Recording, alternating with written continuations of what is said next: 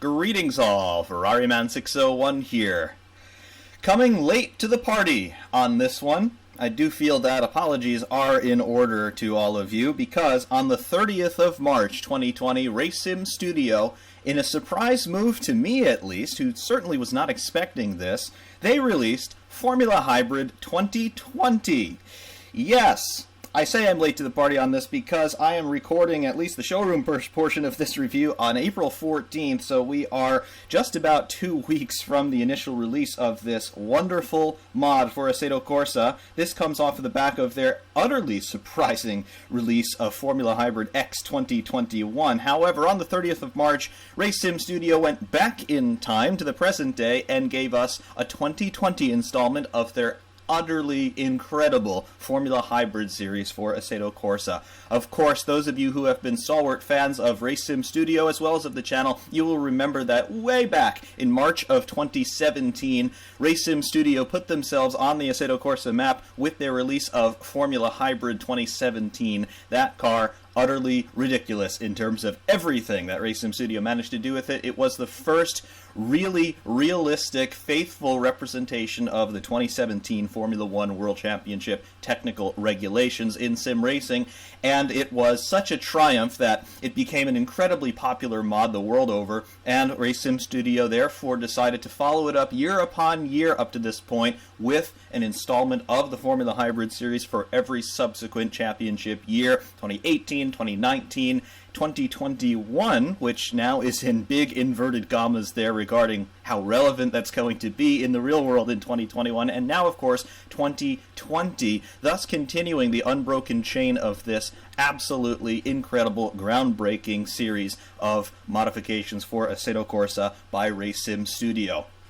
As with the other installments in the Formula Hybrid series, this car is RaceSim Studio's own ground-up in-house interpretation of the Formula One technical regulations, this one, of course, modeled after the 2020 World Championship. Of course, there are several million big elephants in the room here regarding the real-world 2020 Formula One World Championship, as the world continues to react and really to recoil in fear and pain from the current situation that is ongoing with the COVID-19 viral outbreak, a pandemic, an epidemic that you may choose to call it or not. It has completely upended all of the planned states of affairs, not only in motorsport, but in virtually every activity the world over.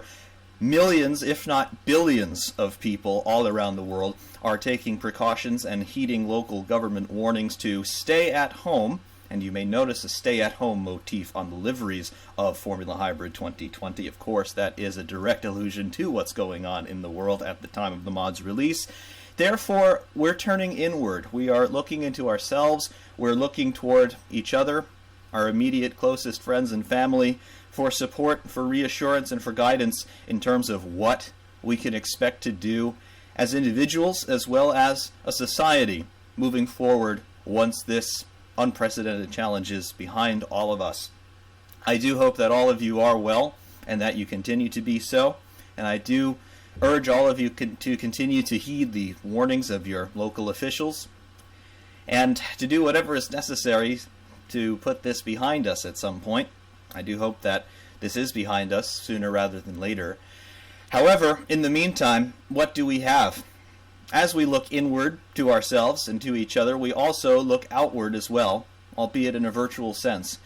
We do have the great fortune of living in a time wherein we have virtually limitless resources available to all of us, regardless of who or what you are or where you are. In terms of technology, we're able to look outward through our digital eyes and continue to take advantage of the many things that this world has to offer to us, and one of those, of course, is sim racing. And I have to say that sim racing, I believe, has played a very interesting and groundbreaking role in many regards in terms of keeping all of us entertained, first and foremost, but also we've started to see real-world racing series even start to sanction sim racing events, particularly through iRacing, where we have had events involving NASCAR and IndyCar drivers.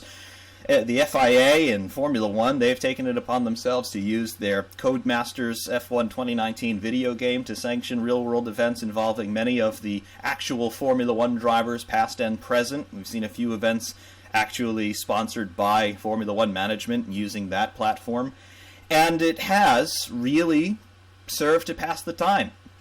So the function of entertainment in a time like this is actually more important than may initially meet the eye or arouse the suspicions of those who may be looking at some of these things critically. And for me, I have to say, yes, it's been very good indeed. And of course, RaceSim Studio, on the sim racing side of the world in terms of us as the end user, they continue to play an important role in that as well, keeping us entertained and keeping us interested in something or other that's going to distract us, albeit temporarily, from the very difficult, challenging situations in which we all find ourselves. And of course, the release of Formula Hybrid 2020 coming in thick and fast in the midst of all of this confusion has gone a long way into keeping many of us sane, or partially sane, as I think may be the qualifier that most sim racers may fall under.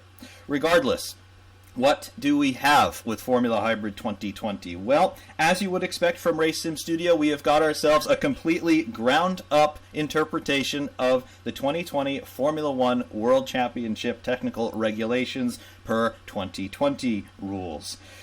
From Content Manager, the specifications on FH 2020 are as follows. Just as in the real world, this car is powered by a 1.6-liter single-turbo V6 engine at a 90-degree bank angle. It is turbocharged to the tune of one turbocharger there, running out the back of the exhaust primaries. Content Manager rates it at 985 horsepower. That, of course, is the combined power output from the combustion engine as well as the electric motor hybrid powertrain on board. Maximum power of 985 comes at about 10,500 RPM and basically plateaus up to about 11,800 RPM. The red line on this is just past 12,000 revs. Torque on this thing, monstrous torque as you would expect with a turbo engine with a combined electric motor output, 670 Newton meters of torque according to Content Manager. The weight on this car, 743 kilograms. Power to weight ratio, we have 0.75 kilograms per horsepower, so over 1-to-1 power to weight on this car. That means some fantastic performance. 0 to 100 kilometer per hour time. Content Manager rates it at about 2 seconds. Of course, that's going to vary depending on the conditions, the setup, and really what you as the driver expect the car to do. I do expect some sub 2 second 0 to 100 times certainly are possible and rather easily achievable with this car, provided that you hook up that initial phase of the start very well.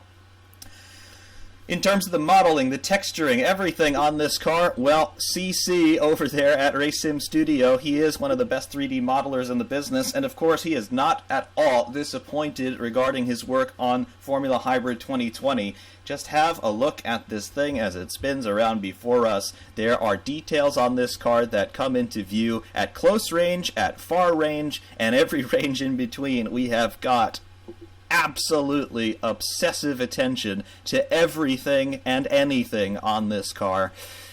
It is something to behold. Oftentimes when I'm looking at one of these cars in showroom view, I forget that I'm not looking at a real photographic image, and that is often the case with this car as well.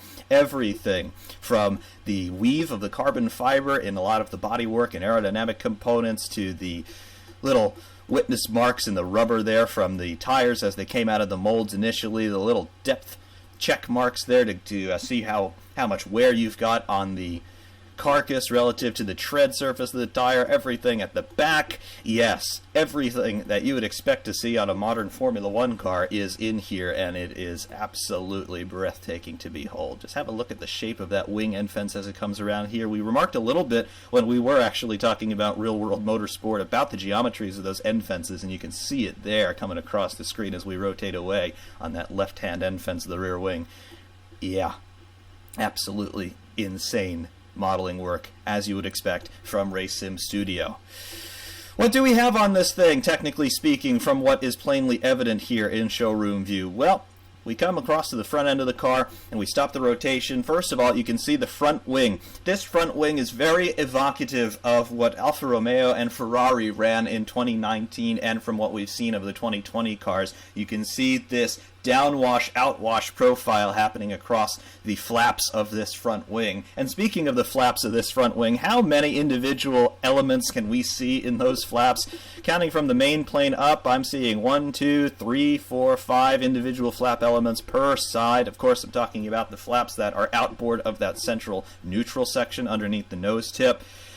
Yes, we have got some crazy levels of detail going on. We can go into free cam and take a closer look at all of this, and you can see at very close range we do not really lose any resolution to speak of. Just have a look at all of this detail going on. The little stays that are between all of the flap elements here, just to keep them from moving around too much, they're done in metal. You can see the little screw heads there, the Phillips screw head through there with the little burrs in it, because somebody obviously screwed it together at some point. That's nuts. The flap adjusters through here, these are also metallic. These are what the mechanics would use in a pit stop to change the angles of the flaps here individually. And you can see that they even have a little aerodynamic airfoil cross-sectional shape there. Yes, the end fences, there's the hashtag stay at home, obviously an allusion to what's going on in the real world. Little more adjuster section there, if not a little sensor array, not entirely sure. The outboard side of the end fence there with the vortex generator U channel underneath. It's got its own little diffuser in its own right, if you want to consider it that. And then the end fences proper. A little bit flared outward there, but what you don't see on this wing, you didn't see it on the 2019 car either, you don't see so much of an effect of outwash going on with the aerodynamic profiles of these end fences. And of course that's a reaction to the FIA regulations for 2019 to try and cut the outwash as that flow goes around the front tires there and creates a lot of turbulence to cars following behind. The nose tip itself, here we go. This is a thumbnail nose, and this is a little bit of a departure for Race Sim Studio in their Formula Hybrid designs. The 2017 car had very much a conventional nose tip. The 2018 car had a thumbnail nose. The 2019 car had a conventional nose, rather similar to what Mercedes were running in 2019. And here we have a thumbnail nose once again on a Formula Hybrid car. From the front end, as we pull away again, this looks very evocative generally of the overall plan that Ferrari have been running since about 2016 in Formula 1. And of course we continue to see that on the SF1000 Ferrari for 2020. If and when we'll actually see it in anger, who knows? However, definitely influences from Ferrari in the front end design of this car. You can see though, getting in close again, yes, the nose tip, little duct going inside the nose there to feed a little bit of cool air into the cockpit on either side of the nose tip. These nostrils just funneling air through the nose there. That's going inside the nose, and it's going to feed it out of an F duct through here, and that actually exits right above our heads for the most part. Yes, it's crazy. I love the details that Race Sim Studio always put on their cars. Technically speaking, though, as we get off of that tangent, double wishbone pushrod front suspension here, obviously on both sides. We've got two wishbones here with the steering knuckle. This is also interesting, a little bit of a departure from Race Sim Studio. You can see that the steering knuckle is actually sitting vertically here, and it attaches down into the wheel hub through the brake duct assembly here. As you can see, a little bit of a double brake duct actually going on here with the little louvers in front just to keep some debris out. This is a design actually that I believe Williams came up with, of all people, in 2019, and they've continued for 2020, and most of the other teams have gone this route in 2020 as well for routing their steering geometry. Also, speaking of steering geometry, the dual axis steering that Mercedes were testing in 2020, not sure if they're actually going to be racing it. It's already been banned for the 2021 season, regardless of what that ultimately looks like. But yes, that geometry also would be able to support such systems as those. The FIA homologated camera mounts on either side of the nose here. They are actually active on this car in the replay camera views there, and of course you can move the replay cameras around to anywhere you'd like with the developer apps enabled. And then coming down through the flanks of the front end here, first of all, you can see this very Mercedes style cape attached to either side of the nose, and then as we move outboard and rearward, you can see how it breaks off into these two little absolutely razor sharp winglets coming off to feed the principal barge boards. And take a look at this. This is the left-hand side barge board, and just taking a look at all of these individual carbon veins, I suppose you could call them, these paddles almost, coming across here, moving rearward. It almost looks organic. It almost looks like we're looking at some sort of mycelial mass to my biology fans out there. It almost looks like you're looking at some sort of post-apocalyptic carbon fiber forest or something. It's crazy. And of course we have seen designs like these in the real world as well, so that is totally authentic. Moving rearward and outward, you can now see the primary barge board and turning vane geometry. There is not a straight surface anywhere through this. It has all been sculpted meticulously and lovingly by the Racing Studio guys. And of course, all of this would translate in the real world to some very sophisticated and effective aerodynamic management going across here. The turning vane moving outboard of the side pod, again, there are so many little elements here. I can't be bothered to count them all, but you can bet that they've all been authentically thought through and rendered as far as the CFD work that Racing Studio often do on their cars, just to see that these details that they're rendering here would actually do something in the real world. Yes. It's utterly insane. Moving up on the monocoque a little bit here, now you can see these little fins that really harken back to a different era. We started to see things like these in Formula One going back to 2006. I remember seeing some of these fins on the outboard sides of the monocoque. 2007 and 2008, the canard wings, they really started to come to the fore. Now they're back, and they've been back really since 2017, but just take a look at how they're implemented here. They almost look like the wings of some bird or something. Again, there's an organic motif going on with a lot of this geometry through here, and it's utterly breathtaking to see that somebody took the time to create this in a 3D environment and import it into sim racing for all of us to enjoy. It's pretty special. Radiator Inlet, this is also very evocative of Ferrari in recent years. You can see that we have got this turning vane structure, which also forms part of the lateral crash structure on the car, and then the radiator inlet proper, there it is, much smaller than you might expect it to be, but still rather appreciable. And then as we move rear and outboard, you can see now the geometries of the floor, these little fences here done in metal just to prevent a little bit of excess spillover from the diffuser, the top side of the diffuser here, as we start to feed the rear zone. Little winglets here again just to add a little bit more steering action to feed the diffuser, the top side of which of course is right here. As we move rearward, the little floor stays to attach the diffuser to the rear crash structure and the gearbox casing. Oh yes, it is all absolutely here, and it's all absolutely crazy. Geometries, the outboard sides of the floor, RSS performance, yes. Oh yes, and then of course the weave of the carbon fiber here. There's PSE, Precision Sim Engineering. They are a sponsor and partner with Racing Studio. You can see their logo here in the weave of the carbon. Their steering wheel is in the car just as it was in the 2019 car as well as in X 2021, and it represents a real-world sim racing product that you can actually buy. Moving upward and rearward again, here's the engine cover. Bit of a vestigial shark fin, just as we've been seeing for the 2019 and 2020 cars. And then the rear wing, the end fence detail, and then the supports, the swan neck pylon supporting the rear wing. This little T-wing out the back, we've been seeing this as well in 19 and 20. And then the rear wing proper with the DRS actuation pod there, the actuator inside that aerodynamic fairing. You can hit the 0 key on your numpad, and obviously the DRS flap will open and close. The little armature is animated as well, and you can see that articulating as you open and close the wing. Have a look, you can see the little joint there actually changing its angle and moving relative to its other surfaces as the wing is actuated. And of course all of this is modeled in the sim as well as you're driving.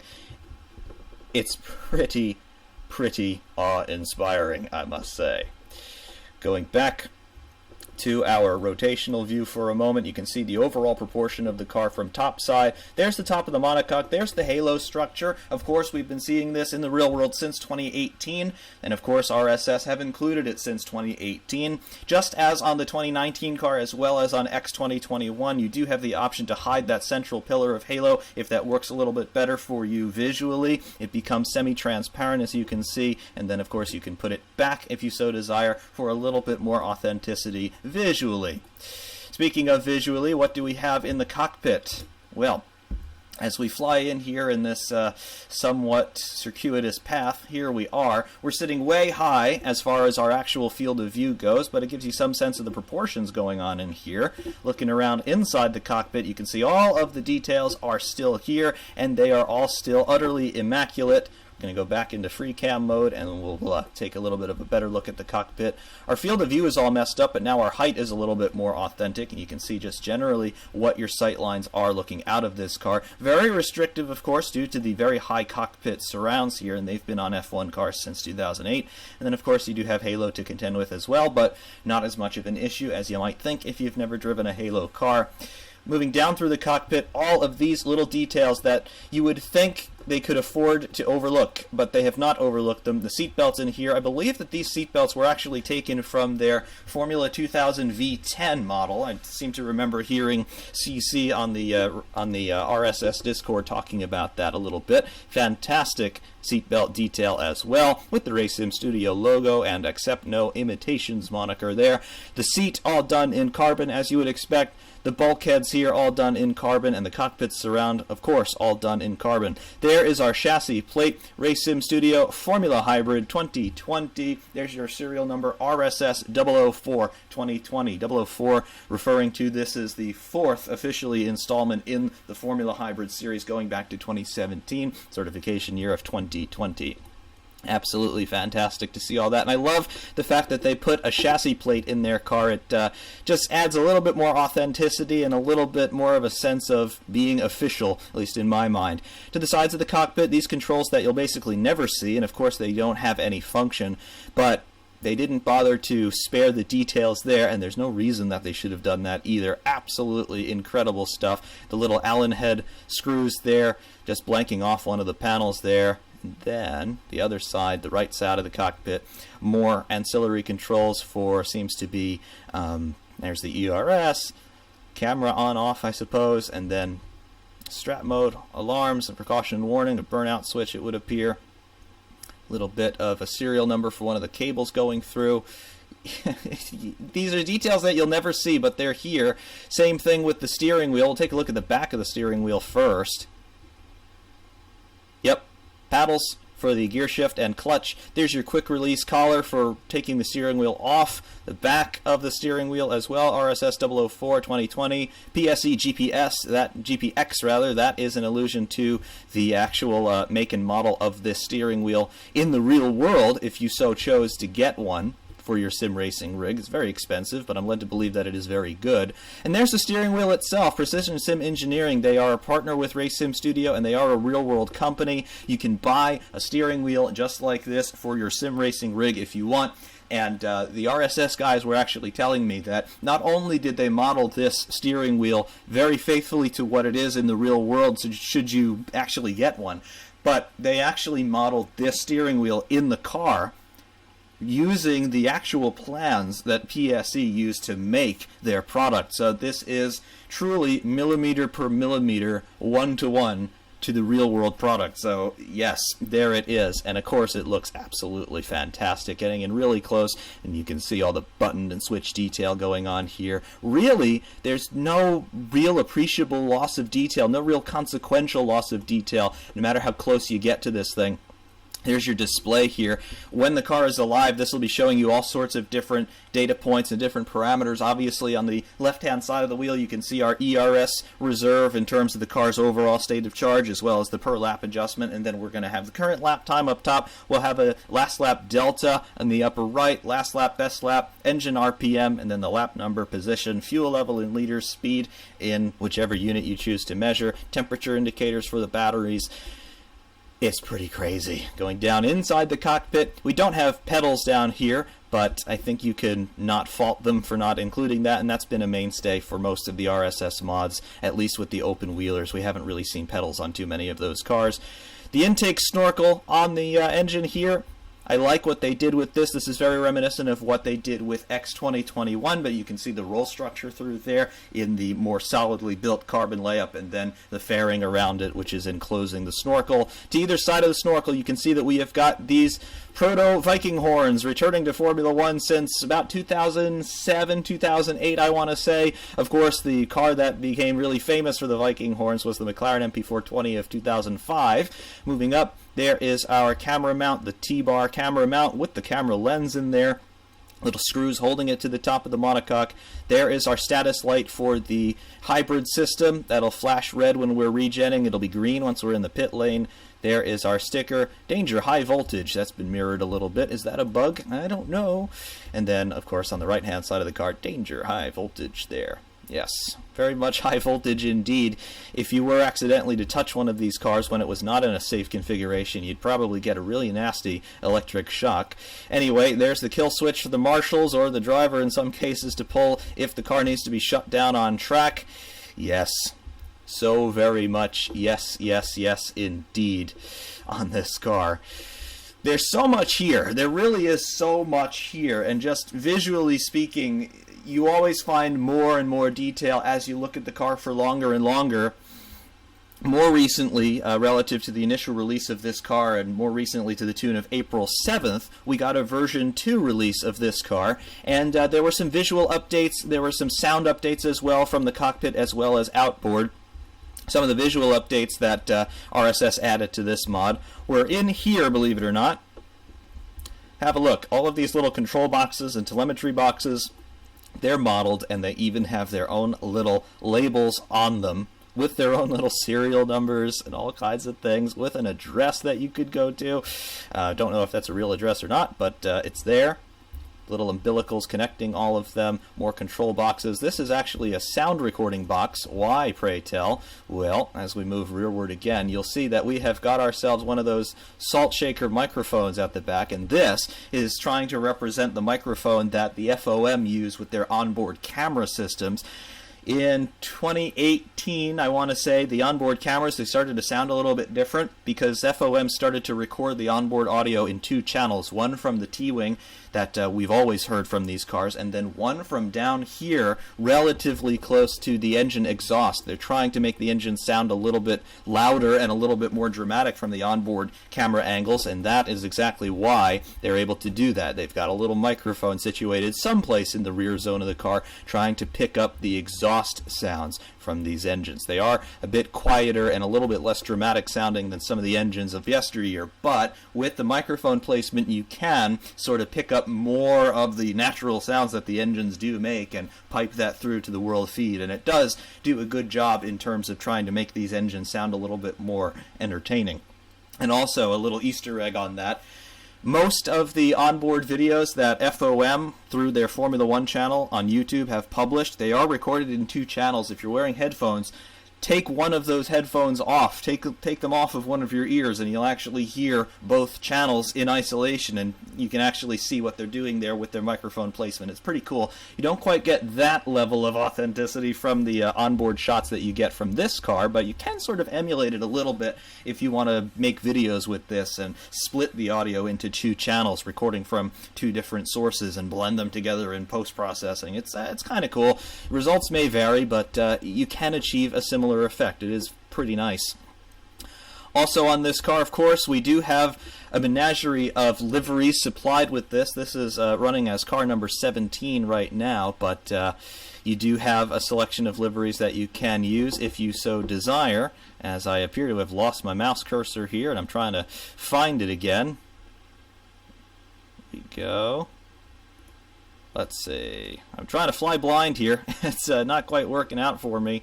But you do have other liveries in this car, I do assure you. I can't show it to you right now because apparently I have lost my cursor. But there are several other liveries in here, and perhaps we'll come back in a moment and take another look at them. Just to conclude our showroom view here, you can see now we are going to have all sorts of different liveries available on this car, now that I've got my cursor back. First of all, we have got our Race Sim Studio supplied liveries. You can see that there's a little bit of a variation in terms of the sponsorship graphics that they have put in. Here you can see that the COVID-19 stay at home has been replaced on the engine cover at very least with the Precision Sim Engineering logo on some of these, and then of course it comes back for other variants of the skin here. There we go, in our green, white, and red livery there with our black graphics on the car, and then of course going through the entire thing you can see the different permutations of this livery that we do have. Also on this car we have a menagerie of aftermarket third-party skins already available on this car, and some of these made by some absolutely wonderful painters and skin modders over on Race Department. Here, of course, we've got Alex Albon's Red Bull, and Max Verstappen's Red Bull should be following. No, it's not. This is the Renault skin for Esteban Ocon, and then, of course, you can see some others that we've got going on here. The Renault test livery that they ran in preseason testing. There's Verstappen's Red Bull, and then moving through some others, there is Hamilton's Mercedes livery, should be followed by the one for Bottas right here. And as we continue, because none of these have been loaded into RAM yet, there is Charles Leclerc's Ferrari, and then of course Vettel's Ferrari coming through here. So you can see that we have got quite a few different skins already available on this car, and this is mine that I've been using for quite a few of my hot lap videos already. Made this quickly in Content Manager, and it's just the default blank white because I don't know how to paint skins, but I can change things in Content Manager because I'm one of those people. But yeah, so this is the livery that many of you have already seen on a lot of my videos, because when you have a pure white car, it tends to fool the automated fake news copyright system, so I've been using this one quite a bit. But yes, of course it doesn't change anything about the car, it just changes the way that it looks, and well, sometimes a pure white car is actually somewhat interesting to look at anyway. Your eyes are less distracted and you can focus more on what the car is actually doing. So there it is, for better or worse. But of course the next phase of all of this, we have to go drive this car. And typically we go to places like Catalunya or Imola when it comes to shaking down a new beast. I've obviously been taking some time to learn this car inside and out, because I feel that in order to give a proper review of this thing, you've got to spend some time in it before you start talking about it, because there are some things that you just learn about a new car, and it only comes after you've spent an appreciable amount of time in it. So I've done that over the past 2 weeks that we've had it. I feel like I have a pretty good understanding of how it works by this point. However, we're not going to take it to Catalunya because, well, that's kind of boring, and we've all seen that track thousands of times over anyway. So let's go to a little bit of a different place for shaking down one of these things in a review. Not perhaps totally indicative of all of the situations that cars like these see throughout the balance of a World Championship season, however long or short that may actually be for 2020. But we're going to go to Spa in this car because, well, got a lot of high-speed corners there, and high-speed corners are certainly where this car shines. We've got so much downforce going on, so much engine power as well, which really helps you down some of the long straights that you get at that track. So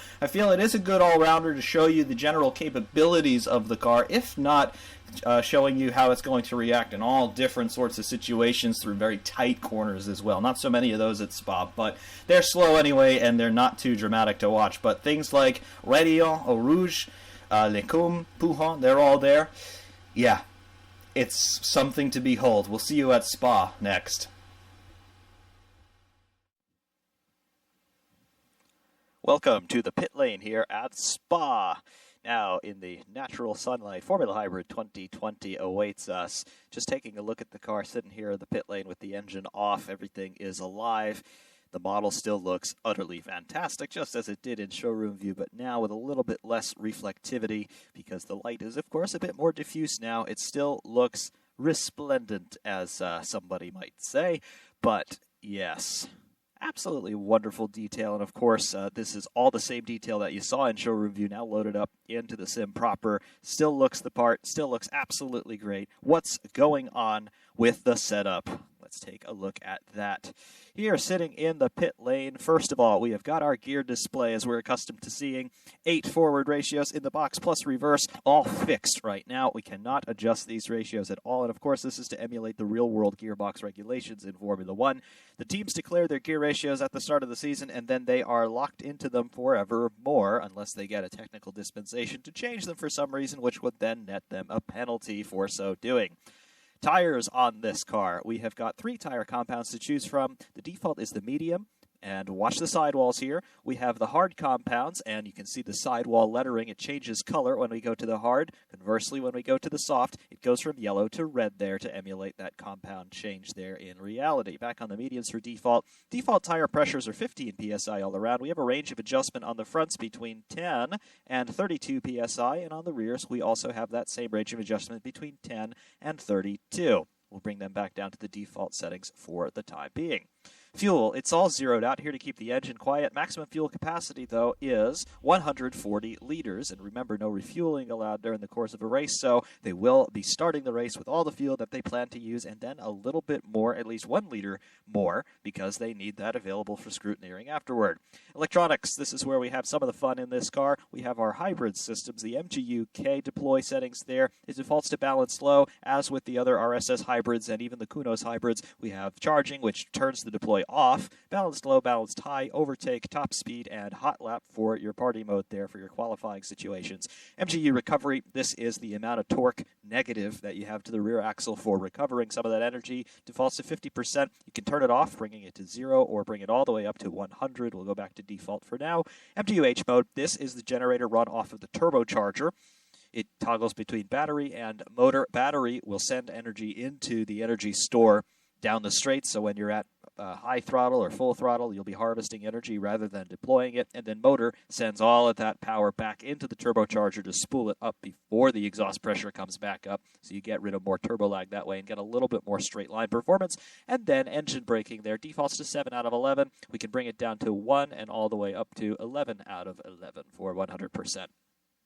Aerodynamics, front and rear wings, and that's all we've got to play with here. The default is 20 degrees front and rear. You can bring it down to 0, or 1 rather, on the front, and then all the way up to 26 for its maximum setting there. On the rear, we also toggle between 1 and 26. So same 1-to-1 correspondence there. Notice that you do not see the angles of attack change visually on the flaps when you change these parameters, but the effects, of course, are duly modeled.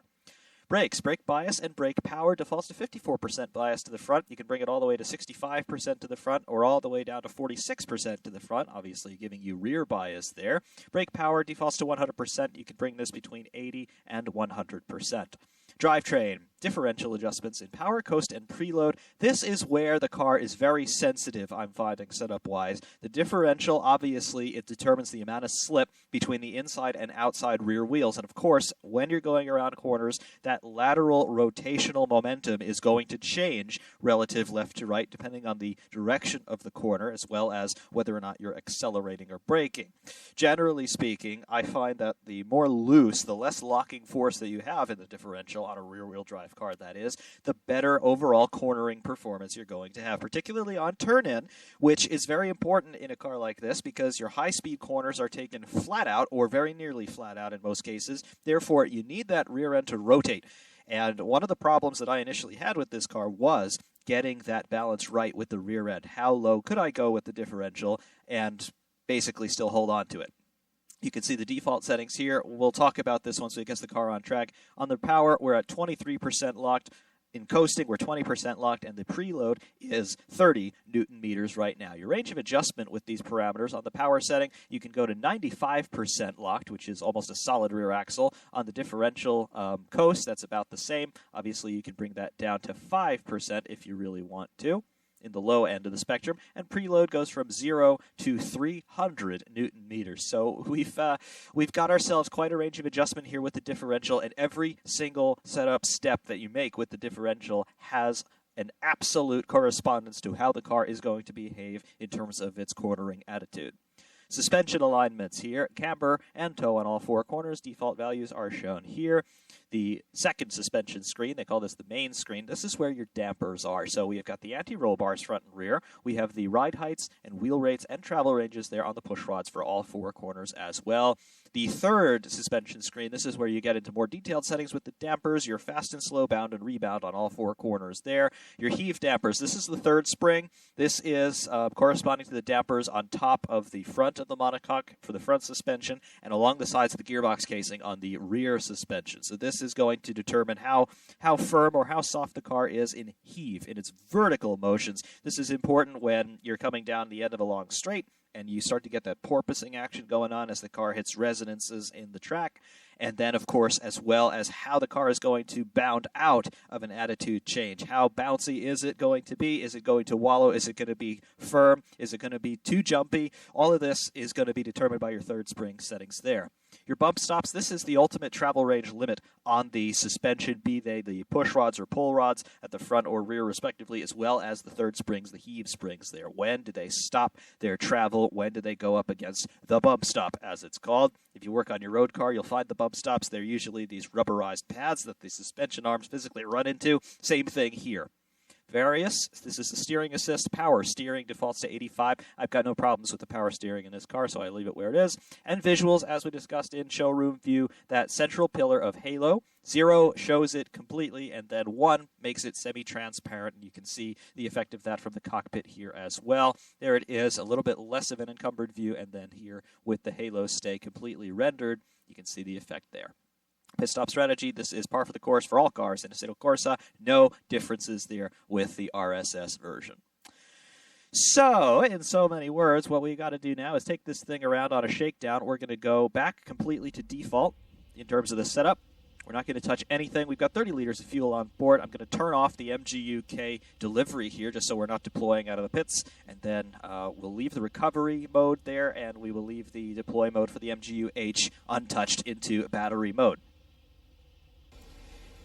Into the cockpit now. Everything is alive. We can go through the instrumentation. There is that PSE steering wheel that we talked about, and this, of course, is the same as it was in the 2019 car as well as in X 2021. You can see all of our instrumentation here. That LCD front and center up top, you've got our lap time ticking past 9:31 right now. To the left of that, you have your temperature in degrees C of the Mgu battery pack. Below that, you've got the green and blue bars. The green bar is the state of charge overall in the car's main energy reserve. Up at the top, it's at 100%, and you can see the green 100 down below at the bottom. The blue bar is your per lap Mgu deploy power allotment. That, of course, is not necessarily dependent on the car's overall energy store. That's just a linear function of how far you are along in your lap and how much power you have deployed for that lap. Once you go over that limit, you no longer have the Mgu deploy available until you cross start finish once again. On the right-hand side of the LCD, once we have a timed lap under our belts, this will come alive, but we'll have a live delta relative to our fastest lap of the session. Below that, we will have our last lap time going down to hundredths of a second. Below that, we will have in purple numbers our best lap of the session. Below that, we have our crankshaft RPM idling at 3750 right now. As we get on the throttle, you can see how that changes. Below that, we then have our lap indicator. We're on lap 1, position 1 to the left of that. So that's our running order. To the left of that, roughly in the center on the bottom, we have 30.0. That's our fuel level in liters. And then our speed there indicated numerically in kilometers per hour for our purposes here. Obviously, front and center on that, we have got our gear position indicator. We're in neutral right now. Go up through the box all the way up into 8th gear forward, and then down into neutral, and then reverse back to neutral here. Anything else in the cockpit that warrants pointing out? Not so much. You can see the other details there for the cockpit surround, the quick releases there, the pull tabs, and then, of course, on the other side, you get a little bit of a view of the reset button there for probably the caution and warning system in the car, something like that. There's your full steering lock, and you can see it is basically 1.5 to 1 3/4 full rotations there in either direction. That's definitely accurate. Sometimes when you see these guys maneuvering in the pit lane or coming out of the garage, you see them turn the wheel that much hard over. But for the most part, steering wheel is going to look basically like this from this orientation for most of the time when we're driving. Across the top, you'll see the complement of LEDs. That's basically par for the course now in terms of an RPM gear shift indicator, your rev lights there. They will go from red to blue. When they go blue in the upper right, that's when you grab the next gear up. The green light that you see shining right now in the upper left, that is our DRS status light. That means DRS is available. If I open the DRS, you'll see a second green light turn on in conjunction with the green DRS letters just above the gear position indicator on the LCD. That means the flap is open. Press it again or get on the brakes, and the flap closes, and then the status light turns off. Shift lights across the top, as we mentioned.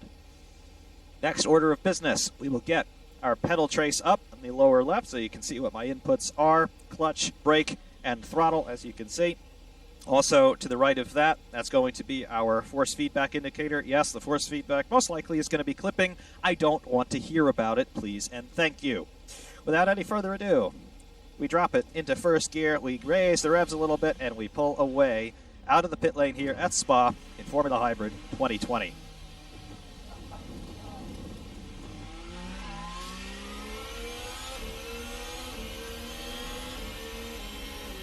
I also must mention at this point, I have not had the tire blankets on, so the tires are at ambient temperature right now, so we do have to work on getting some heat into the tires and brakes. And of course, we're going to be very, very slow and judicious about these first couple of laps, just getting the tires happy.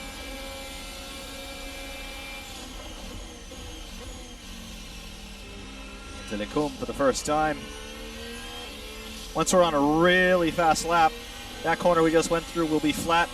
We'll be in 7th gear and brake about here for Rivage, I believe this one is called, coming down the hill, this long right-hander. Here, no-name corner. This is going to be a half lift in 6th gear. And then back down the hill, coming toward Pouhon, or double gauche as they call it, the double left. This will be completely flat in 8th gear, about 300 clicks all the way through this corner. Ruffagné. This will be in 4th or 5th gear, full throttle through here, a little bit of a lift again, and then back to full throttle now. Move down into the Stavelot corners here, rejoining what was the old track here at Spa-Francorchamps when it really went through the countryside.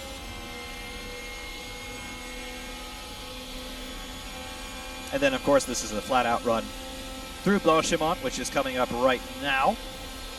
This will be flat at about 305, 310. Then coming up to, don't call it the bus stop, but it's the bus stop, even though it's no longer the bus stop. And then back up to start finish. And that completes a lap. DRS zone number 1 is here. And that's full revs on the engine as we go through the source for the first time. Tires are starting to get happy here. Those of you may be asking the intelligent question of, is there a second page on this steering wheel as there was in the 2019 car and the 2018 car? No, there is not. Just like RSS chose to do with Formula Hybrid X 2021, there is only one page on this steering wheel. The 2019 car, the second page just showed you tire pressures for the most part. I didn't really find it that useful, especially because it took away a lot of the other information that is more useful, so apparently they thought the same as me and they took that feature away. I really don't think it's a loss at all. It's working on getting everything happy here. Tires are almost there, the brakes are almost there. Car's feeling happy. There's full revs there. And you can start to hear the sounds that Racing Studio have really raised their game on. I think they've always done a very good job with their sounds, but after the 2021 car release, when they emulated that Honda engine sound, they really have raised the bar in terms of their own quality. And they've done the same here with 2020. The engine sounds that they've modeled for this one, undoubtedly influenced by the Ferrari sounds, and I think they fit the car very nicely. And when you're running one of those Ferrari skins that we took a brief look at in showroom view, it really sets the immersion bar quite high. I like them a lot. They sound good from onboard, and later on when you see the offboard hot laps, they sound really nicely as well. And also, for the first time that I'm aware of in any sim racing mod, you do have a different flyby sound available for when the wastegates open up on the turbocharger. There's no way to control that. There's no way for me to know right now in the cockpit whether or not the wastegates have opened up, but you do hear it sometimes on the offboard external sounds, and it really is a very nice effect and very unique.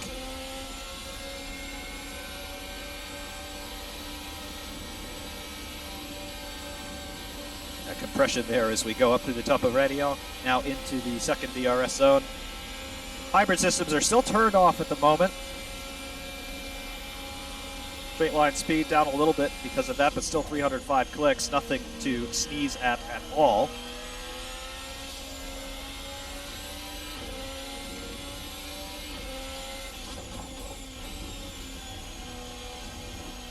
Tires are definitely getting there. The brakes are happy at this point.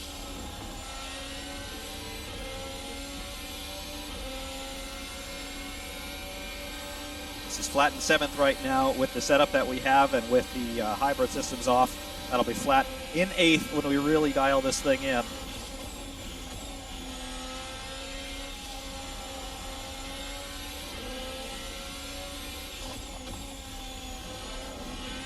Use a lot of curb there, unsettled the car a little bit, but easily recoverable. And you can see the live delta now working. We are minus 0.6 on our previous session best. And our last lap time also happens to be our best lap time, a 1:48.22. Should be a little bit faster this time around. And now with everything running well, we're going to go into our party hot lap mode. We're going to bring the MGU-H deploy into motor. 1:47.33 was the last lap. And you can see there we overshot our braking point a lot there. We're still going to be ahead because now we've got the hybrid system to play with. We are in hot lap mode though, so we will run out of charge for our per lap adjustment before start finish. However, you will see the effect that running the hybrid system has on our lap time. We're already up by coming up on 1 second and then well exceeding at this point. Straight line speed 321 clicks before we come into Les Combes. This corner not quite flat in this spec on the medium tires and with the differential locked down a little bit.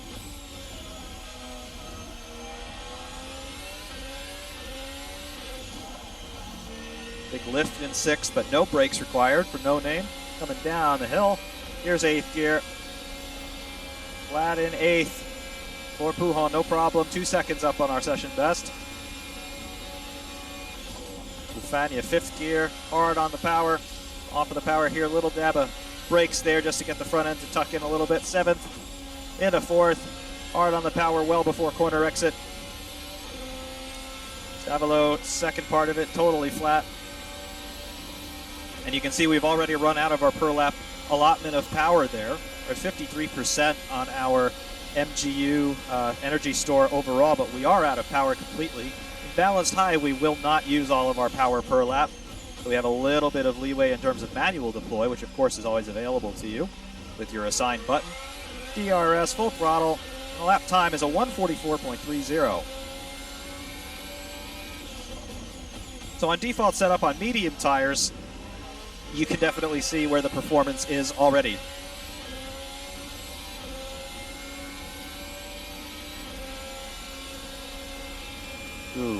Jean-Lévillon at the top of the hill. Cheat across the curbs a little bit, let it run out wide on the exit. DRS open, manual deploy now. There's 320, 321, 2, 3, 4. Just touching 5 before we got to jump on the brakes. That's about 203, 204 miles an hour.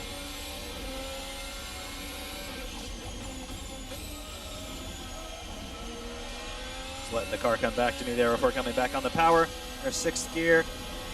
Out of a lift to about 50% throttle. Into 8th, throwing it in. Easy change of direction. It's got plenty of grip. It's got plenty more grip than we actually needed through there. 5th gear rolling back onto the gas, rolling out of it as we go through the second part of the corner.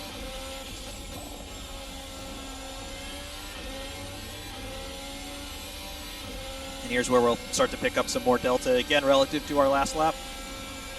We have some hybrid power left. 0.96, 7, 8, 9, 1. Already into a low 43. 1.189. Through the bus stop, hard into the power now. DRS 1.356, 1.36, 142.92. And again, this is default setup. The performance is very much there. In terms of what this thing feels like balance-wise on default setup, it is a little bit biased to understeer, as you've probably been able to determine.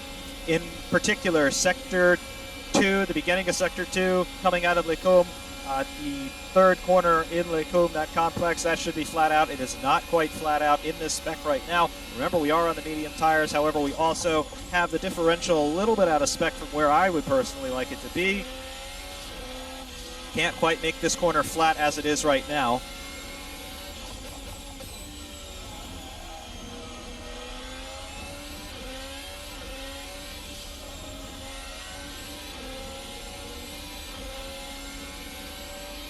High-speed grip, though, just take a look at that. You can throw it into the corner, and it just doesn't complain at all. You get basically an instantaneous change of direction. No problems there. Grifania as well, a little bit of trail braking. The car is happy to rotate around the front axle a little bit. I've got no qualms with that. Under acceleration, the power is very uniform, very linear in terms of how it comes in, just as we had with the other installments of Formula Hybrid, as well as the Kunos SF70H, the Ferrari from 2017. No gaps at all in the power delivery, really, when you're at medium to high revs. At low revs, there is a little bit of lag, and that's just something that's typical of a turbocharged engine. Like right through here, there is a little bit of lag, but as you can see, it goes away pretty quickly. We'll turn the hybrid system off. We'll do some regen here. This will be an in-lap. We can go in and start to play with the setup a little bit more. Brakes feel absolutely immense, as you would expect. In prior runs with this car at Monza, with the wicks really trimmed out, hitting 345 kilometers an hour down the start-finish straight, braking at, get this, 80 meters before turn 1, dropping 270 clicks in about 1 second. I've done the math. That equates to about 7G net deceleration, assuming that the peak braking happens across the space of about 1 second. That's a lot of performance. And that's very similar to what we actually see these guys do in reality. And they say racing drivers aren't athletes. Okay.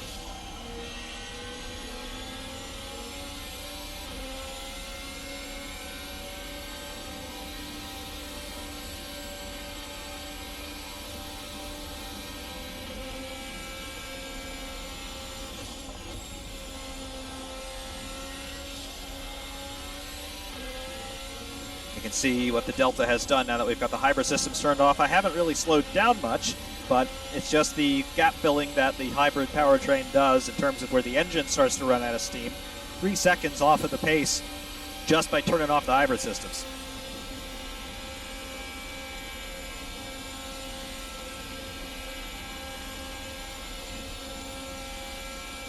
Coming in here, we will enter the pit lane now. Never liked the pit in here. Thought they could have done a better job with that, but this is what we've got.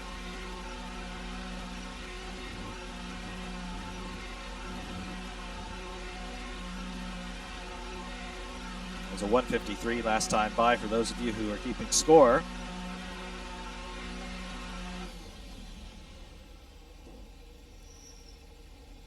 Back into the pit lane with us. We will keep it quiet for the time being. Back out to our exterior orbit view. Yes, you can see here the texturing work that's been done to emulate some tire wear. Race Sim Studio are working on a graphics update for this in conjunction with the Content Shaders patch to make these tires look a little bit more realistic, not only when they wear, but also just generally when they come out of the pit lane here. We've been seeing the Formula One tires look very shiny when they first go onto the cars, either at the start of the race or after a pit stop. They're working on a graphics update to make that a little bit more apparent. It looks good from little work in progress shots that I've seen from Race Sim Studio that they've been kind enough to let me see. Yes, it looks very nice, and when that's ready, it's going to be available from their website as well. Just a little graphical tweak, not only for this car, but I believe it's going to be available for all of their open-wheeled cars. So that's going to look pretty cool once it does come out. I don't have an ETA on that, but it's going to be a small update, but something that's just going to make the look a little bit more immersive and a little bit more authentic. So the next order of business in all of this is to take a look at what's going on with the setup and how we can start to tune this a little bit more, because again, there are a couple corners that need to be faster. The third element of the comb is flat when you're on a flying lap. The no-name corner, the left-hander coming down the hill before Puhant, that's not flat, but that's a lift in sixth. I know that we can go faster there. Little bit of tweaking that's necessary, a little bit of aero tweaking as well. We can get a little bit more straight line speed because the car right now is more downforce than it absolutely needs to do a quick lap around here. So we'll get into that and talk a little bit more technically about some of these parameters.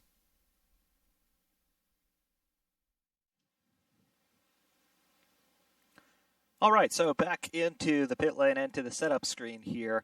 What sorts of changes would I make to this car to make it a little bit quicker? Of course, things that you would do are not necessarily going to be the same as what I would do, because we start to get into the very subjective affair of driving style and personal preference, and my preferences are not necessarily going to be the same as yours, so your results may well vary with all of this.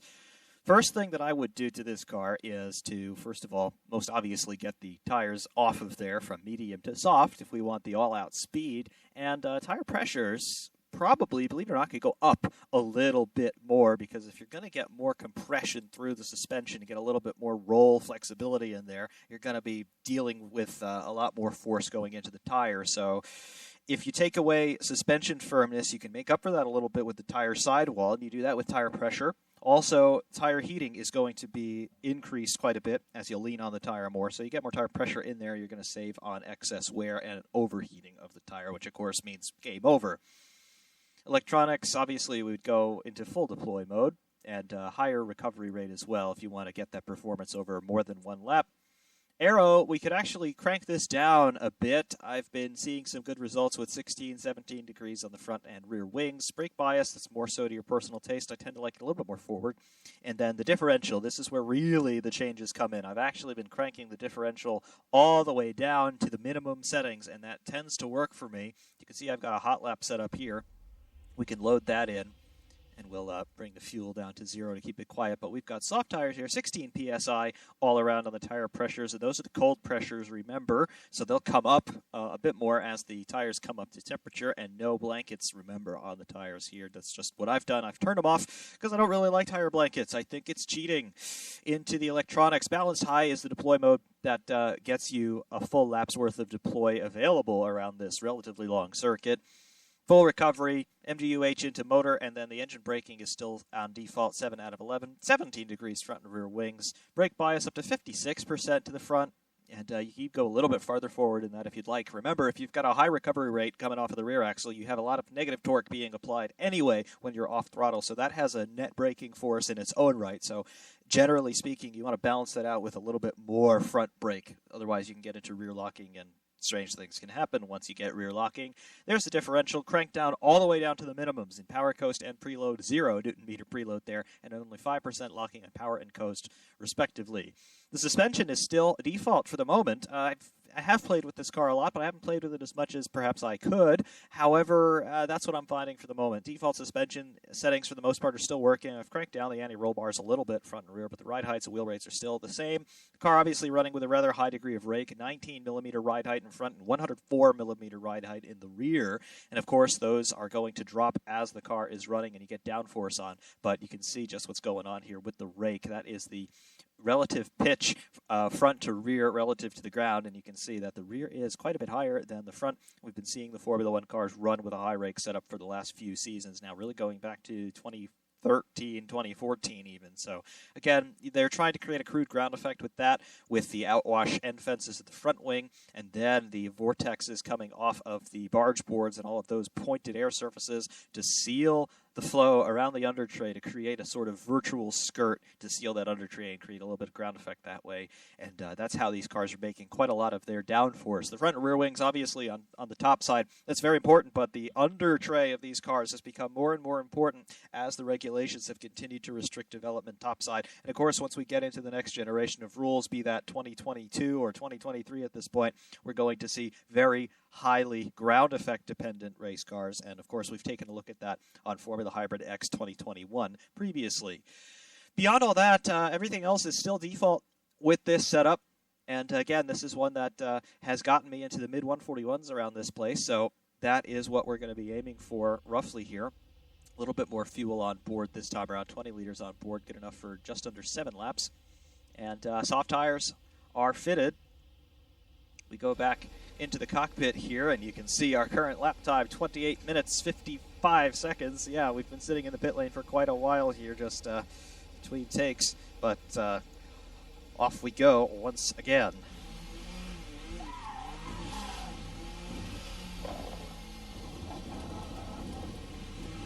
Now, no tire blankets, remember.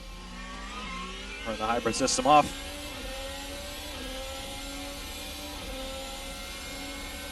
And just get everything back up to temperature, get the tires and brakes happy. The soft tires, of course, come up to temperature a little bit more quickly than the mediums we were just on.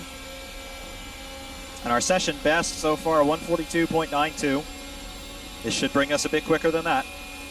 Also taking down the front and rear wings a little bit. They're running at 17 front and rear now. Probably afford to take them down a little bit more.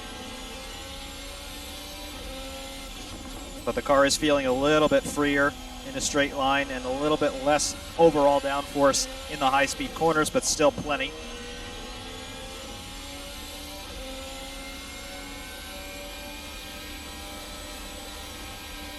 See, they were coming right up to the rev limiter there in 7th gear now.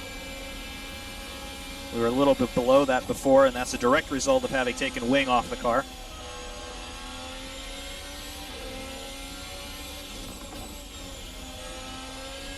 Down through Stavolo, rejoining the old circuit once again.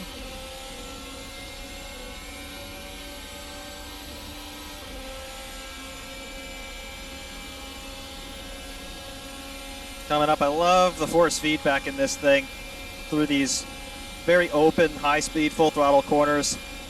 Very communicative, and of course you come into the slow-speed stuff. You feel the curb effects and the bump effects wonderfully. Going to go into balanced high here. Deploy the DRS and turn the Mgu H mode into motor. We confirm that it's in motor. And then we should have enough fuel for 3 flying laps here. We'll run out of electricity before then, though. Over the top of Renion there. Already up almost 4/10 on our previous session best. There's DRS. Straight line speed coming up. Just letting the computer deploy. Not on the manual button. 320 kilometers an hour. Delay comb. Is this corner flat yet? Not quite. Still bringing the tires up to temperature a little bit more. It's really on the edge in terms of what it's able to do flat versus what you have to lift for. The downforce in this trim just isn't quite there, but it is there once everything is truly warmed up. That's a big moment there. When it breaks free like that, it grabs your attention. Yikes.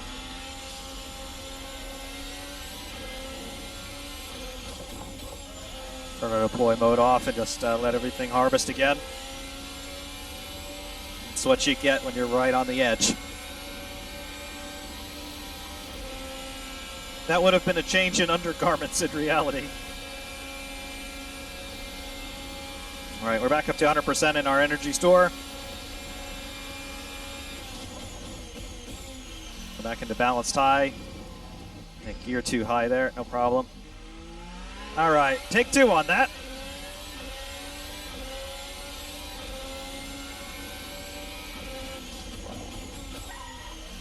A little bit of right front locking there, no problem. 3/10 up already in one corner.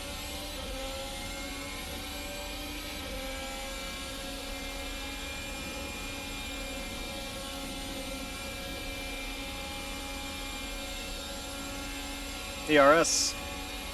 There's 0.42. Seems to be coming down a little bit.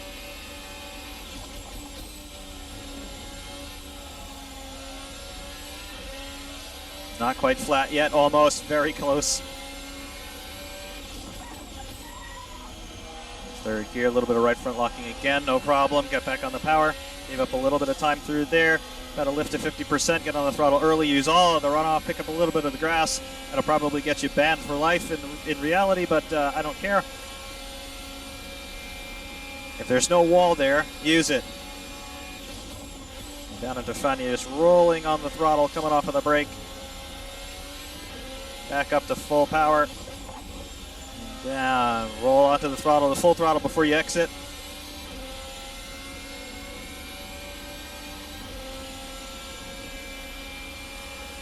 .142.92 is the session best at the moment. We're continuing to gain time relative to our previous session best, just as we enjoy a little bit more straight line speed with the wings trimmed out a little more into the bus stop.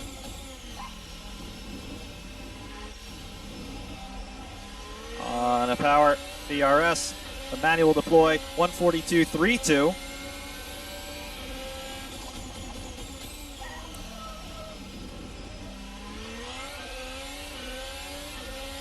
Gave up a little bit through La Source there. We'll claw it back.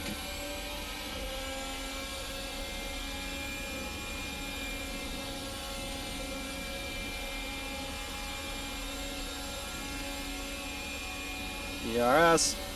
Get on the manual deploy here, pick up a little bit more straight line speed. Back into the negative on our delta, that's good. Come on, let's make this flat. There it is. Flat. Could open up the corner a little bit more just by positioning the car slightly wider on turn in there. This is the kind of car where you really have to use all of the real estate that's available to you.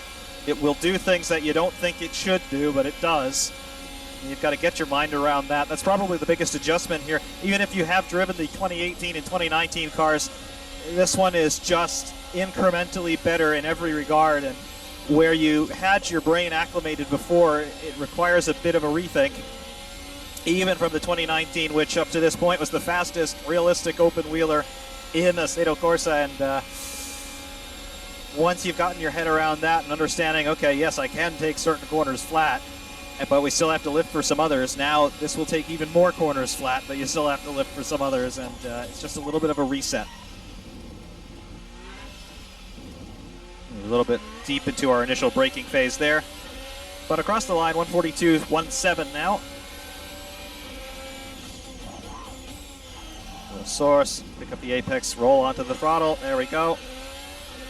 We're pretty much dead even there on our session best now.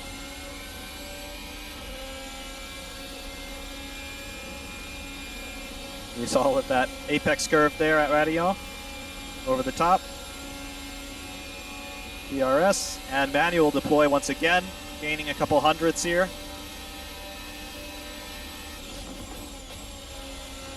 You can see just how quickly and how confidently, positively you can turn in, even while you're still braking. Use all of the road absolutely up there at the top.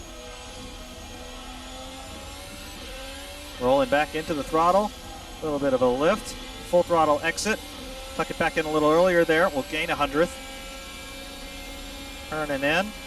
Just an easy turn of the steering, and only turn it once. You start to bobble it there at a high speed, you are going to spin off.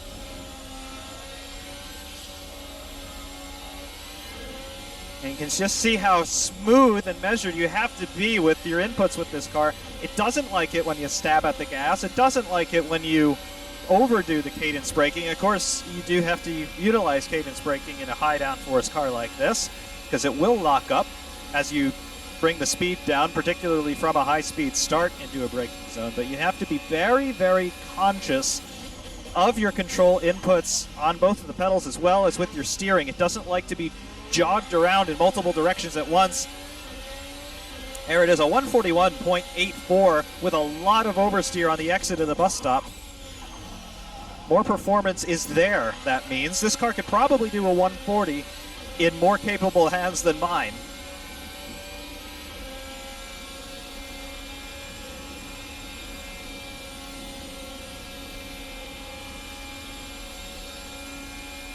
DRS, manual curves. You can see that we're able to keep our MGU happy in terms of the energy store.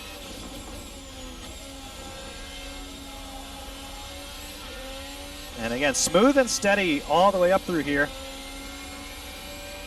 Had to do a little bit of a confidence lift through that final corner in Lecombe. Car didn't really need it. Again, the tires are out of their brand new phase now. They're still gaining time like crazy. Just smooth. Turn the wheel into the corner once and then turn it out gradually as needed.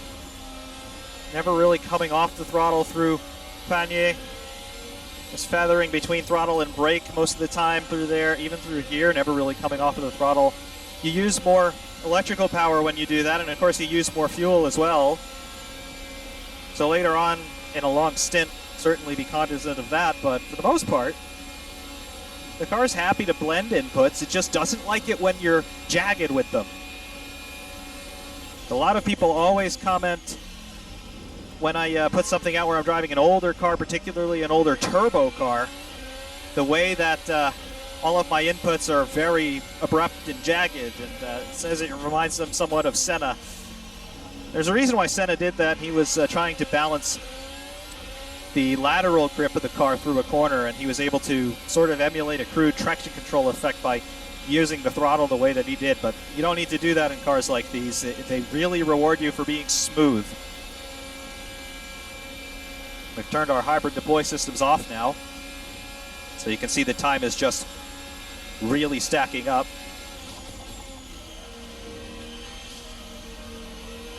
But it really likes it when you're smooth and measured with all of your inputs. You need to be very confident in order to do this, and it took a little while for me to build that confidence with this car versus the 2019 car. I had it basically straight out of the box. This thing I had pace straight out of the box, but it didn't feel right, so it took a little bit more tweaking, and really, for me, once I figured out the differential could be opened up basically to its maximum extent and you can keep the car stable, that's what sealed the deal in terms of what I like. I like the car to rotate around the front. I'm able to accept oversteer. But if you're not somebody who's comfortable with oversteer, or you tend to get yourself in trouble with oversteer too often, then you might not want to go for this particular solution. We are right on the cusp of running out of fuel here. 0.4 liters remaining.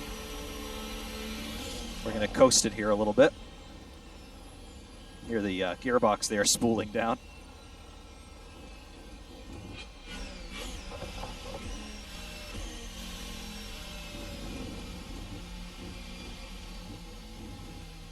Back into the pits. I'll show you what a pit stop looks like in this thing. We'll add a few liters of fuel. We'll go back onto the tires here. Go up a couple PSI all around. And here's a pit stop. There you go, very nice. And pull away, off you go. Cold tires again, remember.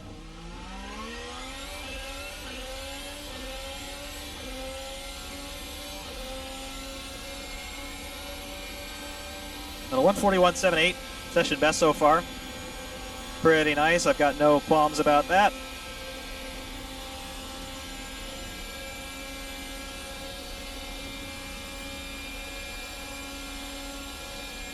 Come back down. Just carefully bring the tires into their working range. Don't push them too hard on the outlap because they'll just go into graining, and they don't really come back from that in terms of having the ultimate level of performance anymore. But as you can see, you can do your outlap at a pretty good clip, and they'll be there for you, even without the warmers.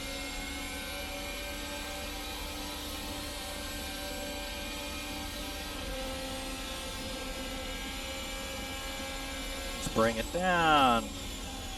We're finding a little bit of understeer because the tires are still warming up.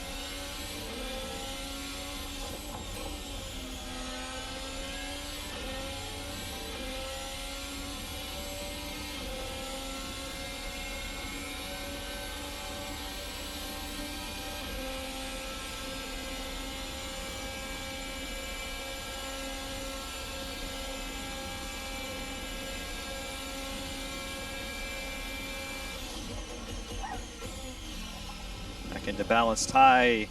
We'll bring the MGU mode to motor. DRS and some manual deploy across the line. You can always cheat a little bit because you get a doubling of your deploy allotment there across the line.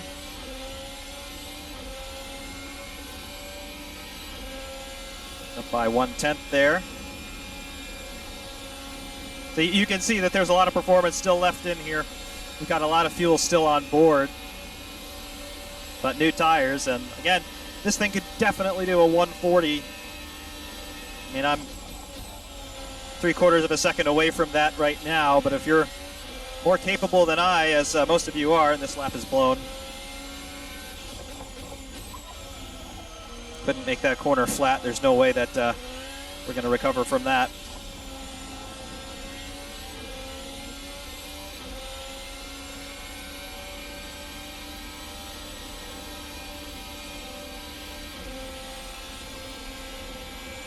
But again, if you're more capable than I, yes, 140's certainly possible. I've even heard some people say that a 39 might be possible, which to me seems cartoonishly quick, but I don't doubt it.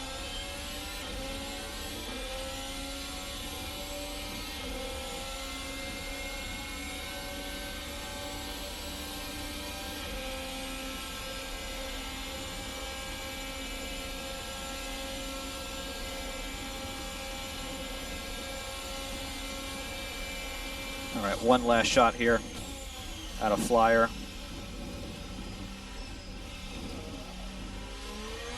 There we go.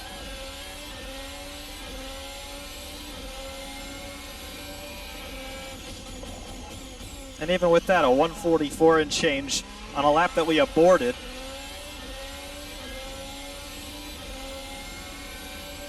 I mean, that's, how quick is that? That's on par with 2007, 2008 lap times around this place. And that's when we're slowing down. That's pretty impressive. Because the 2007, 2008 car was not slow.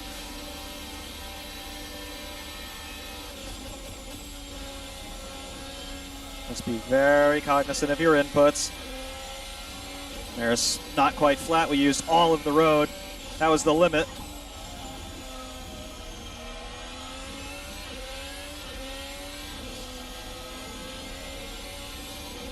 Look at that.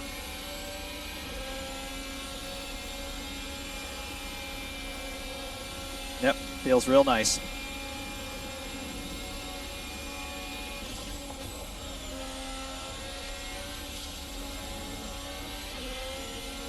Look at that. A little wide, got on the power though. Lost a few hundredths. Just ever so slightly wide of the apex there coming into Stabilo 1, and that's the difference sometimes. Gonna run out of electrical power now. We're probably going to have a deficit now to the previous lap as a result.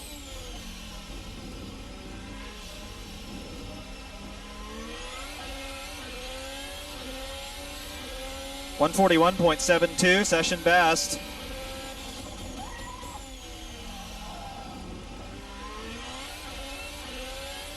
And I know that more speed is available. The amount of confidence that this thing gives you straight away is mind-blowing. It really, really is. I'm not trying all that hard, to be honest, and obviously I'm having to talk to you all the time, put something cogent together, so I'm not speaking gibberish, but the speed's there. It really, really is.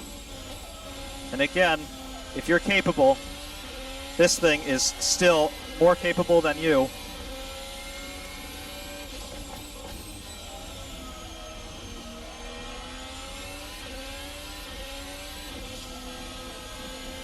Absolutely, it is the quickest, realistic open-wheeler in Assetto Corsa, and I dare say all of sim racing. Of course, your definition of realistic may vary person to person. Some of you may say that the Red Bull X Series of cars is realistic in the sense that they're technically possible. However, they haven't been built, and they're never going to be built. Something like this, there are 10 examples of it already in the real world.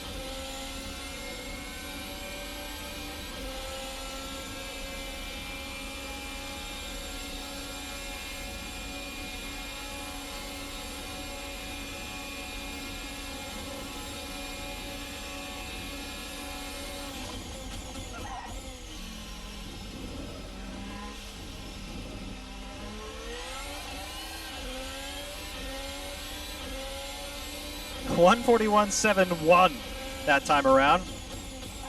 That's consistency to the 100th of a second. That lets you know the level of performance that's available and the level of confidence that's available in this car for you.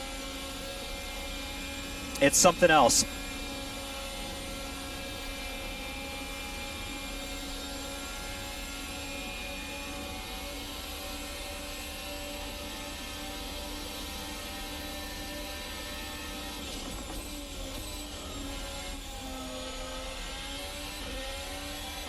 Open the corner up more, keep it flat, yes.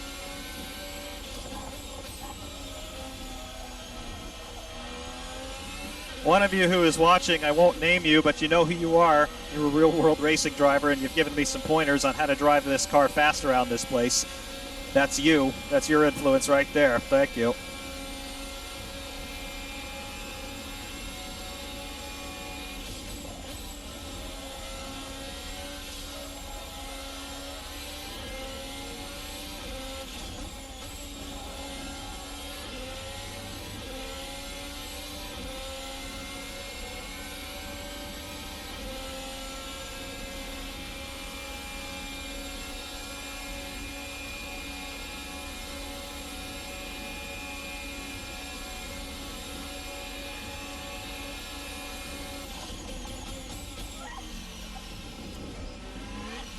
the bus stop. Don't like this corner very much at all. You just kind of got to get through it as much as you can. 141.72. We just did 3 laps in succession within 100th of a second of each other. None of them, I would say, was a perfect run, but, I mean, does it get more consistent than that? We're measuring to the 100th of a second on the steering wheel, and we've stayed within 100th of a second for 3 times around a 4.5-mile lap. That's something to behold.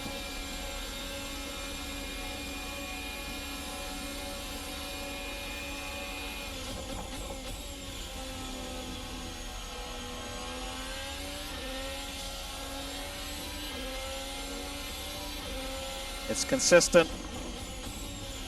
It's awesome. Very much like this modding team, RaceSim Studio. They are consistently magnificent. And I think that just became the title of this review.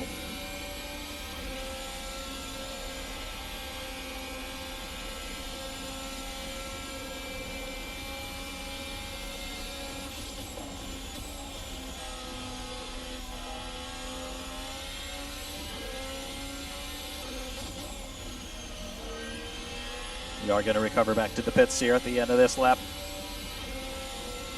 We've done 20 laps around here. Wow, that's almost half of a race distance.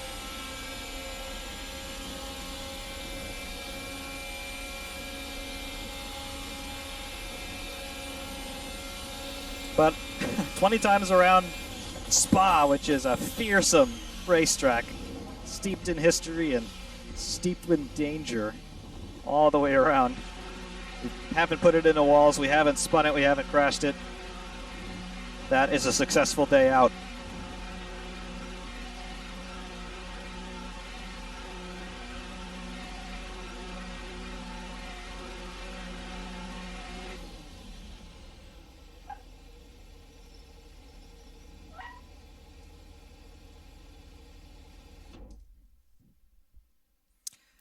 And there you have it. RaceSim Studios Formula Hybrid 2020. There it is in all of its glory. What can I say? Another triumph from RaceSim Studio. Once again, these guys absolutely rewriting the book on what we could expect for modding teams in sim racing and in Assetto Corsa in particular to be achieving nowadays. Every single product that they put out, whether it's the Formula Hybrid series or some of their one-off cars like the Biro 6, the GTN pack, the GT pack, Formula 2000 V10, Formula RSS2, RSS3, RSS4, whatever it is, anything that they have made. I'll throw Formula 79 in there as well because a lot of people overlook it and you shouldn't. Whatever they do, it's always better than their last effort, and their last effort is always still better than anything else that we have ever seen. They continue on this ever upward trajectory, and I keep saying this whenever I talk about a RaceSim Studio product, and I'm going to say it again. I don't know how you could possibly make it any better. Yet every time that you come out with a new iteration of something or a new product entirely, it gets better every single time, and you completely reset the expectations of the world at large, even if we are all staying home right now, heeding the warning from the end fence there. But I've got to say, from a driving perspective, it just has endless amounts of performance. If you understand how a car like this works in terms of how it's generating its grip, and therefore how you can use the grip that it's giving you, the limit just keeps getting pressed farther and farther and farther beyond. Plus ultra is what you would say there, yes, but I mean, it's something else. Absolutely something else. The 2019 car is still magnificent, and it's still just as quick as this one in a lot of situations, but this one is quicker still. And I know that recently RaceSim Studio released Formula RSS2 and the 2017 and 2018 Formula Hybrids to the world for free. That offer no longer exists, but if you did take advantage of it when it was there, those cars are all absolutely fantastic primers for getting you up to speed in the 2019 and 2020 cars. So if you are still looking at those and you're considering a future RaceSim Studio product, yeah, definitely get some seat time in the 2017 and 2018 Formula Hybrids, and then consider the 2019 or 2020, or both, actually, because they're all absolutely wonderful. And I will say, just as a point of curiosity, it wasn't until we got the 2019 car that I truly felt confident in the 2017 car. And it wasn't until we got this one that I started to revisit the 2018 car and started to understand a little bit better how that would work. So they all build on each other, not always linearly either, going back in time and seeing an older concept and then understanding, oh, that's what this does. It's always an ever-evolving envelope of performance in terms of what you think the car could do versus what it actually can do, and then what you think you could do versus what you actually can do. This stuff never gets old, and it never ceases to be surprising, basically in all facets, for the good and for the bad sometimes, because quite often, sometimes you get into this thing or something quite like it, and you realize that it's just so much better than you are. Why am I even trying? And then you come back on a different day, and you realize how it works, and you say, that's truly impressive. Well, that is truly impressive, is what I will say about that. It's consistently magnificent, as is every single thing that RaceSim Studio have put out to date, and some other projects that they are working on behind the scenes. I've been privileged enough to get a little bit of a peek on what they're thinking of doing in the future. Yes, stay tuned to what this team is putting out, and stay tuned to what all of the other sim racing modders are doing, because 2020, with it being a very much protracted year in terms of real-world motorsport, and even with the world at large, as we opened with, we do have a little bit of a change of pace in terms of what we could expect in the modding scene as far as sim racing is concerned, because everybody is staying home for the most part, which means that rather than just sitting around and staring at each other, they are putting their energies into creative pursuits, and in the case of RaceSim Studio, into creative and commercial pursuits, hopefully with a great deal of success, both financially as well as in just the satisfaction that comes with having created something that is truly remarkable, and that is what RaceSim Studio have done once again here with Formula Hybrid 2020.